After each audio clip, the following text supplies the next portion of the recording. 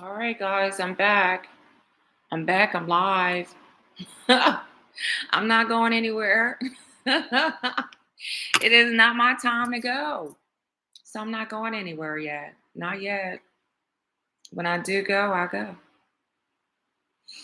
But I was thinking about what my mother was saying, how I should discuss about about all women who are treated unfairly in different positions and in different companies and corporations or whatever. And that's true. I don't know why we are the most picked on. I have no idea. I remember this older white man, he was my supervisor, and he was goofy. And they got rid of him. They got rid of him. But I remember him.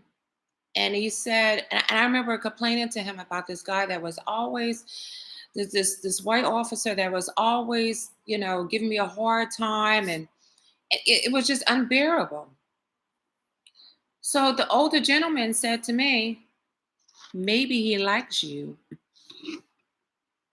So I, you know, I couldn't really register what he had said to me. So I started watching this dude, and sure enough, this guy was fancying me, and I thought it was harassment. So a lot of times, these folks, you don't give them enough attention, and they harass you. They harass you to the point where they get mad and start messing with your head. So you have to be careful with that, because you don't know what a person what's in a person's mind, you know, or have in their mind about you. I just want to thank everybody for showing up today.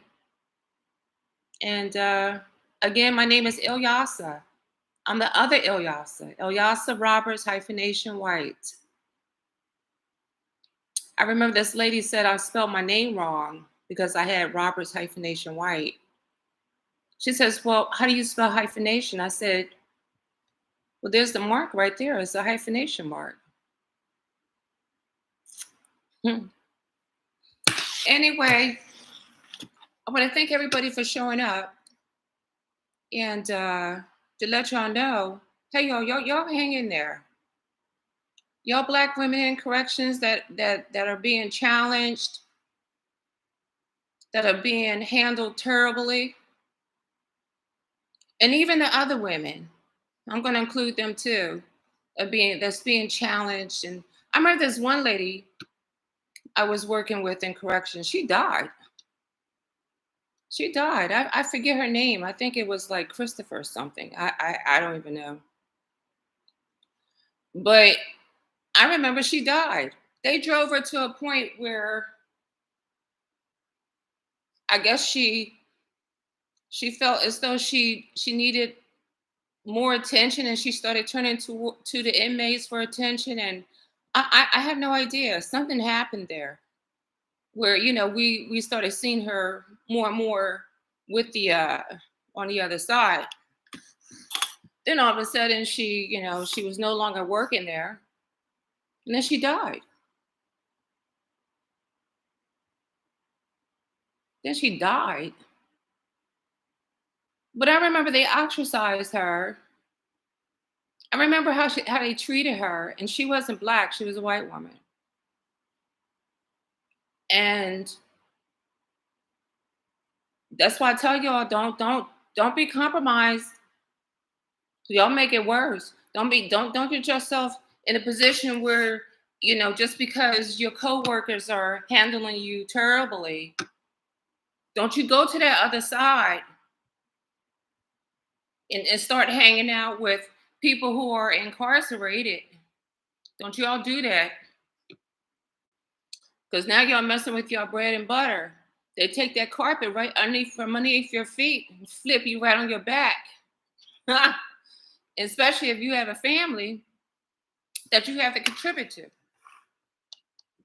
Y'all stay honest to the game. Y'all go in there, y'all make your money, y'all do your jobs, and don't do nothing extra. They ain't paying you for nothing extra. I would never do nothing extra. You ask them. That was they knew me for that. Don't they came to me a few times after I almost had that massive heart attack and I kept asking them for help and they left me in that unit by myself when there was supposed to be two people in there. I never helped them again because they never helped me. It's always say, well, we're down one person, can you help us with the caseload? I said no. Go ask somebody else. Go, I don't know, go ask the warden if he can come down and help you. Why don't you do it? Because I'm not doing it. Y'all gonna pay me to do it? Y'all pay me to do it, I might do it. This and my supervisor went back to the warden and told the warden what I said and came back to me and said, well, they said they can't pay you for it. I said, well, you let them know that I can't do the job. And then all of a sudden, oh, you can't say that to me. You're crazy. I'm not crazy. I'm not crazy. I was losing my mind. I was going insane. That's what they wanted. I remember they carried this other woman out. I forget her name. They actually called the people to come pick her up from the institution. I guess that's what they wanted to do to me. Wrong. It didn't happen. But let me tell you something. I'm in a state of mind where I cannot work nowhere with someone over me telling me what to do. And I don't qualify for these other positions that are in manager roles. So what do I do? I do a little auditing things, to try to get some extra cash in. I don't even care. I don't even care. I don't even need it. I don't, I would like to have the benefits, as far as the medical benefits and stuff. I would like to have the extra stuff. I don't even know why I even want that. Well, yes, I do. I want that because I would like to go into holistic instead of taking all these drugs they want to throw to you all the time and stuff, I like holistic. So if I can get some benefits, maybe I can do holistic. And I'm not talking about no medical marijuana. I'm not talking about that crazy mess. And don't even be bothered with that. Anyway, I want to thank you all for coming. This isn't going to be a long, drawn out video, but I just want to let you guys know, y'all be true to the game. Okay, y'all in there, y'all working in these places, y'all women, y'all working in these places. Don't be fooled, don't be compromised, do your job and go home. If they're not paying you to work extra work or carry an extra caseload, don't do it. And tell them you're not going to do it. I love y'all. I love all of y'all. Psalms 107. Y'all be true to the game. All right? And y'all stay safe out there. I'm going to try to do the best I can. But I know God has my back, so I'm good. All right. I think that's it. I would advise you all to join my my Zoom.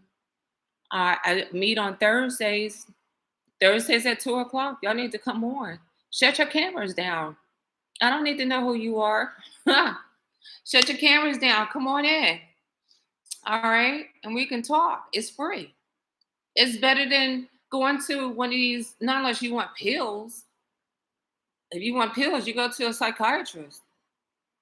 But if you want a psychologist type of counseling, you can come to me. I have a degree, I have a degree in psychology. So you can come to me, it's free. You don't even have to pay. And then if you have to let somebody know if you're being counseled, tell them, yeah. Tell them you join, you're in a support group every Thursday at 2 o'clock, and give them my name. Ilyasa Roberts hyphenation White. Give them my email address if they want to contact me for verification. IlyasaR@gmail.com. ILYASAHR@gmail.com. Oh, and another thing, for those of you that harassed me while I was working on that job, I charge y'all. I charge y'all all in God's name. Everything that happens to me or happened to me from y'all, from your hands, what happened to you, I charge y'all. Karma, karma is something else, I tell you. Y'all go and get it. And when you get it, think about me. Think about what you did to me. You think about what you did to me. And how y'all liked it and how it made you feel good, sticking it to me. Huh? Yeah. Y'all think about me. Because it's going to happen. Because karma and God, y'all going to get it. Because I have not gotten over it. That stuff is still in my head, and that's going to be in your soul. Y'all got to pay for that. God is going to get y'all. I charge y'all. I charge all of y'all who messed me up. And I don't care who you are. That's right. So whenever something bad happens to you, you think about me. You think about the things that y'all did to me. Because I got to live with this crap for the rest of my life. All right, y'all. I think that's it. Y'all have the day that y'all deserve. All right? I'll be chatting with y'all. I need to make this maybe every Saturday. Because Saturday, most of y'all are off. And Thursday, I'm tied up with Zoom. I have 2 meetings on Zoom. I have the Black women meeting for us, the ones that are bullied. And later on in the evening, I have one for mental stability. And that's at 7 o'clock. That's my Zoom meetings for Thursdays. And Saturdays, I'm open. So maybe I'll keep it on every Saturday at 2 o'clock. And this helps me vent for free. I get to vent to the world and let the world know what the Department of Justice will do to Black women and or all women.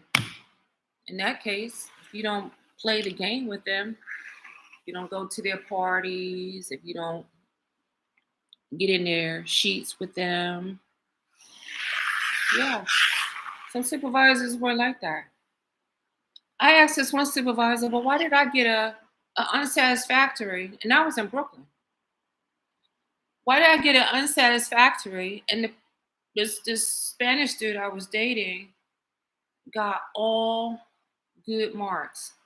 He didn't do nothing. You know what this Black dude told me? He was a supervisor. He was a lieutenant. He said, well, maybe you need to do more. Do more? I thought I was doing all right. And then when he said that, all hell broke loose in MDC Brooklyn with me. I had the whole warden, captain, everybody was on my floor one day because a counselor riled up the inmates against me. because they didn't want me on their floor because they said I was taking away their sandwiches and their pencils. The sandwiches I was taking away was a Subway sandwich. How they get a Subway sandwich in there? The pencils and the ink pens and stuff. Really? Where there are pencils, where there are ink pens, how they get that? So if you don't play the game with them and join their club, the boys club or whatever that is, they're gonna treat you terrible. They're gonna retaliate. And the same counselor that rallied up those inmates against me that time, he's dead. That dude died. That dude died years ago. You know? Y'all better be careful how y'all treat people. God's watching. Everyone who treated me terribly, not everyone, because some of y'all still here. God handled them. Y'all don't believe me. God has my back. I might have been there for a reason. Y'all be careful how y'all treat people. Y'all be good to people. Be nice to people. I pray for the whole world. I pray for world peace. Because people just nasty out here to others for no reason at all. For no reason. Why? Why? What's the point of it? Power, money, so you can sit around and get fat, smoke cigars. What? What is that going to do? That makes you feel good? What? Then what happens when you die? How do you account to that when you die? When you die, what do you say? What do you say when you're questioned about your past and what you've done with your life? What do you say? I charge you. I charge all of y'all for what y'all did to me. All of y'all. All my supervisors. I can't think of one supervisor that I had that was decent. I can't think of not one. Not one. I can't think of a warden that I had that was decent to me. Not one. When I say no to people because I want to save my sanity, I got treated terribly.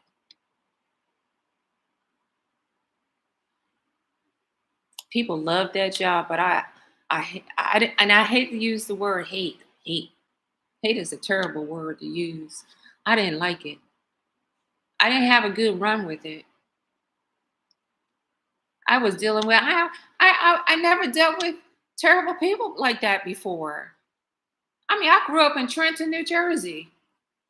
I grew up in Trenton, New Jersey. As soon as they found out I grew up in Trenton, it was like, oh my gosh, she's ghetto. She says, no, I'm not ghetto. I was a fighter. So I wasn't afraid of y'all, is what it was. I didn't not like y'all. I just wasn't afraid of y'all. I came in there. I was hired to do a job. I was trying to do a job. I wasn't trying to be compromised. I wasn't trying to get into your clique. I wasn't trying to go to your parties. I was trying to go home after work. That's what I was trying to do. I was trying to make sure I had money to pay my bills. That's what I was trying to do. I was trying to treat people right, even though they were incarcerated, because I didn't put them there. That's what I was trying to do. God is not going to hold me accountable for treating someone wrong. Nah, man, get out of here. Get out of here with that mess. They went to court. Them folks went to court. Society and that judge put them in there. Now, whoever was on that whatever that jewelry, they put them in there. I didn't put them in there. I was in there to make sure that they was okay in their surroundings. Certain positions I had to make sure that the visiting was okay.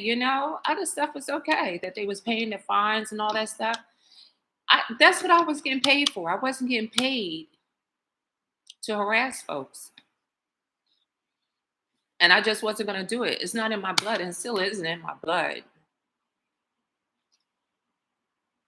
I just don't like the way y'all treated me. So y'all going to get it back.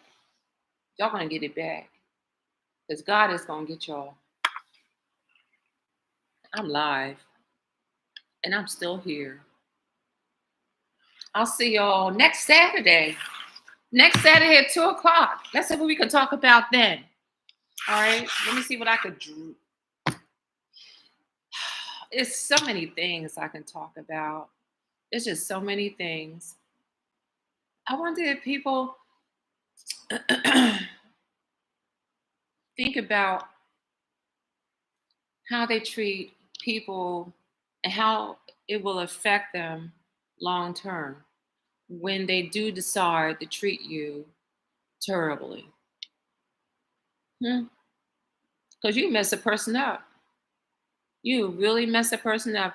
And this goes for anybody that's in charge of people, managers, supervisors, or whatever it is, CEOs, whatever it is you want to call yourselves. Think about in your position how it will affect the person long term. Not just at that moment that you're dealing with them, but long term. Because look at me, I retired in 2016. I've been working in corrections since 1993. Look at me. It's still in there. It wasn't in there when I started working there. I wasn't like this. And when I left Danbury, Connecticut, I wasn't like this. All this started in Brooklyn, and then it came on down to FCI Fort Dix. And FCI Fort Dix was the worst. Brooklyn was terrible, but FCI Fort Dix was the worst. I wouldn't advise any black woman. Well, no, I can't say that. I can't say that. Y'all go ahead and work. Y'all go ahead and work there and get that money because y'all have a right to be there just like the next person. But y'all just be careful and don't be compromised. And don't think that you have to be in a clique. This one lady said that this gay lieutenant woman wanted her to go down on her. I wish someone told me something like that. And the woman said she did it. And she said the lieutenant smelled so bad she couldn't even stand it.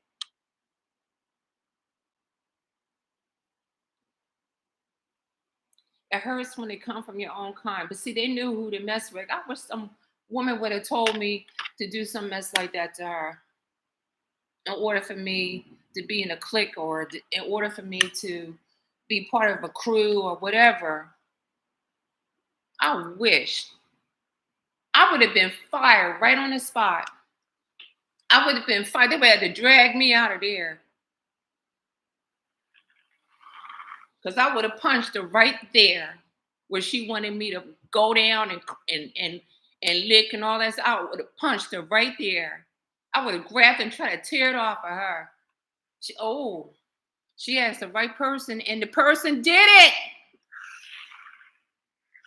And that person did it. And she talked about it and told people.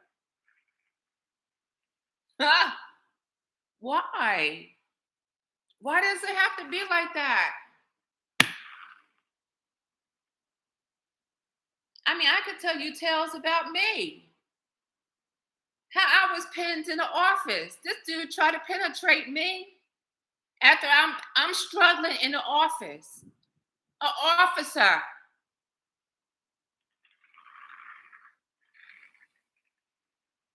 But could I tell somebody? No. You know why? Because that officer was a lieutenant.